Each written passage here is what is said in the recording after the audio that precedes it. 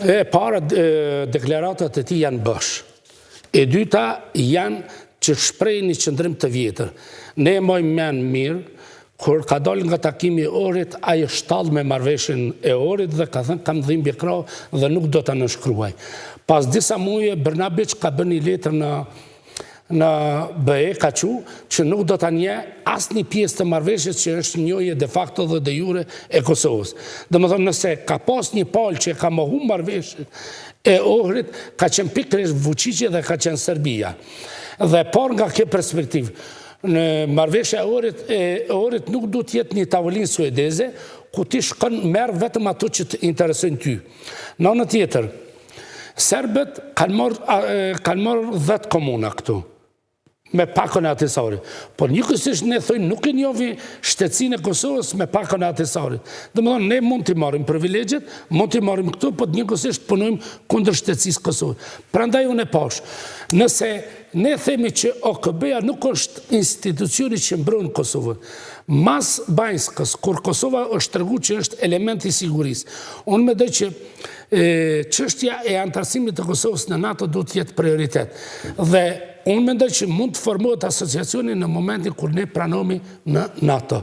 Përndryshe, pranimi i asociacionit, pa qenë pjesë e NATO-s, pa qenë pjesë e BE-s, dhe pranimi i asociacionit pa pas një marrëveshje finale, unë mendoj që do ta minoj shtetësinë, sepse intenca e Serbisë është që pjesë, hap pas hapi, ta dekonstruktoj planin e Ahtisarit.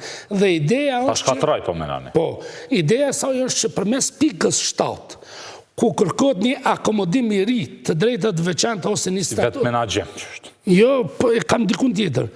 Një status i ri për kishën ortodokse serbe, është një intencë për me hap kapitullin 7 të pakës Ahtisarit. Sepse, që e thotë edhe Đukanović, kisha serbe nuk është një institucion fetar, por është një derivat që e kompenzon mungesën e institucione federative për Serbinë. Dhe më thonë, përmes kishës, Serbia në miniatur tenton të ashtri idenë e Serbisë madhe. Në takimin me Zoran Sani, i cili ishte para disa ditësh edhe në Prishtinë, nëse ju kujtohet, Vučić u ankua për këtë aleancën ushtarake mes Kosovës, Shqipërisë dhe Kroacisë, në cilën edhe shteti i Shqipërisë si ka bërë ftesë e Serbisë, ju bashkangjites nëse do të donte, dhe po ju ankohet emisarit të BE-s. Pra, ankesa e Vučićit është ndaj emisarit BE-s që shifeni se çfarë po ndodh. Ndërkohë marrëveshja e Ohrit e ndërmjetësuar nga Bashkimi Evropian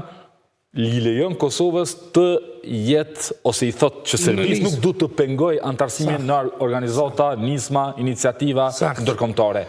Çfarë kuptimi? A duhet BE-ja në këtë rast të tërheq vërejtjen e Vučićit? Se nuk lejohet që të ketë kësi lloj paradoksin vetvete, apo jo? Ka dy elemente të kjo. Mirë jo e që përmendet, domethënë që Kosova me marrëveshjen e Ohrit ka të drejtë të jetë pjesë e nismave rajonale. E dyta, Kosova ka hyrë në nismë me 2 vende që janë anëtare të NATO-s. Nuk ka as me Rusinë, as me Kinën. Sigur që ban veprime Serbia me kundërshtarët e Shtetit Bashkuar të Amerikës, me kundërshtarët e NATO-s, me kundërshtarët e BE-s, ban aleanca. E treta, kjo tendenca për të viktimizuar është historike të serbët, sepse përmes mekanizmit të viktimizimit provohet të legjitimohet politika hegemoniste në Ballkan. Kjo ka qenë edhe doktrinë e Pashiqit dhe unë mendoj që nëse e ndjek politikën, e studion mirë politikën e Pashiqit, është identike aja çfarë bën ky Putini, jo, po çfarë bën Vučići. Domethënë nuk është Putini, po është Pashiqi. Pashiqi ka folë të kohën për paqë dhe gjithmonë ka vepruar për zgjerimin territorial të Serbisë dhe është e njëjta gjë. Dhe fakti që Vučići nuk është distancuar nga politika e Miloševićit, kjo është një justifikim për të vazhdu projektin e prapambetur të Serbisë së Madhe. Prandaj, kur e përmenem gjykatën speciale, për këtë arsye tham që nëse bëhet një vendim, e legjitimon pretendimin e Serbisë për ekspansion territorial. Domethënë, i rrit ambicjet irracionale të Serbisë në rajonin e Ballkanit, ose që ka thënë Kisingeri për Metternichun dhe të e ka gjetë paqen duke i frenu ambicjet e shfrenuara të vendeve evropiane. Atëherë Serbia do të kishte ambicjet e shfrenuara në Ballkan, sepse ti e amneston për krejt çfarë ka bën në Ballkan, që atëherë bota ka thënë që krimet që ka bën Serbia në Ballkan janë më të egra, krimet janë më të rënda që nga përfundimi domethënë i Holokaustit.